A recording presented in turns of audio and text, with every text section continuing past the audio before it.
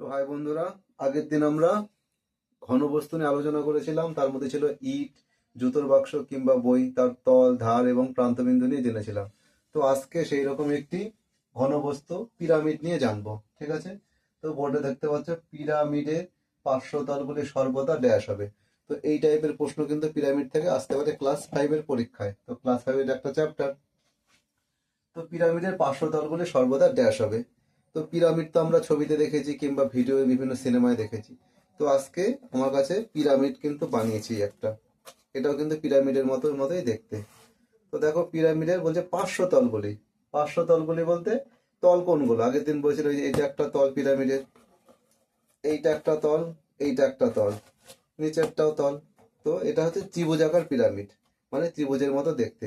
এর তল সংখ্যা কিন্তু 4টে। এই নিচের ভূমিটা এরকম যদি হয় তাহলে এর কটা তল হবে? 1, 2, 3, 4টে। তো এর পার্শ্ব তলগুলি মানে পাশের তলগুলি কেমন? ত্রিভুজাকার। কি হবে এর উত্তরটা? ত্রিভুজাকার।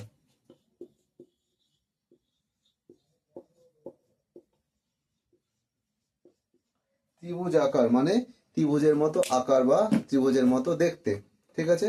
এবার যদি 4টে দেয়াল থাকে, এরকম যদি পিরামিড হয় যে ওপরে 4টে দেয়াল, আগেকার পিরামিডে দেখো 1, 2, 3টে, কিন্তু এইটার দেখো 4টে দেয়াল আছে, 1, 2, 3, 4টে।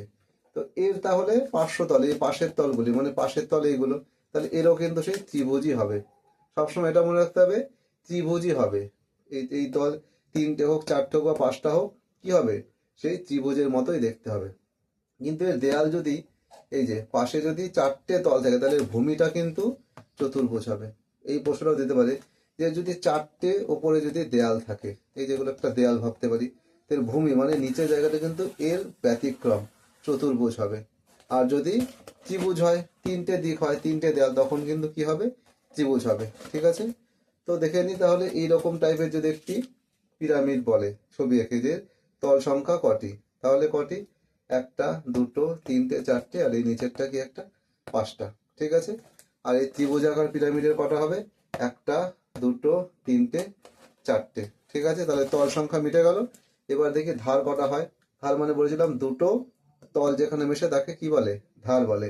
তাহলে 1, 2, 3, 4টে, 5টা, 6টা, 7টা, 8টা। 8টা কিন্তু এর ধার। আর এই ত্রিভুজের মতো দেখতে এর কটা হবে ধার দেখি? 1, 2, 3, 4টে, 5টা, 6টা। 6টা কিন্তু কি হলো? ধার। আর শীর্ষবিন্দু দেখি কটা হয়। এই যে যেখানে বলেছি 3টে তল মেলে, এখানে 3টে তল মিশছে, তাহলে 1, 2, এই যেখানে 3টে, 1, 2, 3, 4টে, 5টা কিন্তু। ঠিক আছে? এরও কিন্তু তাই, 1, 2, 3, 4টে। ঠিক আছে? তো প্রশ্নটা কি ছিল? পিরামিডের পার্শ্বতলগুলি সর্বদা ড্যাশ হবে। এটা কিন্তু ত্রিভুজাকার হবে। আবারও বলছি, পিরামিড 3টে দেয়াল থাকুক কিংবা 4টে দেয়াল থাকুক, এর পার্শ্বতল মানে যে পাশের তলগুলো সর্বদা কি হবে? ত্রিভুজ আকার হবে, মানে ত্রিভুজের মতো দেখতেই হবে। ঠিক আছে? তো আশা করি পিরামিডের নিয়ে প্রশ্নের উত্তর বোঝা গেছে। তো এই টাইপের প্রশ্নগুলো পরীক্ষায় দিতে পারে ক্লাস 5-এর। তো দেখা হচ্ছে পরের ভিডিও। টাটা।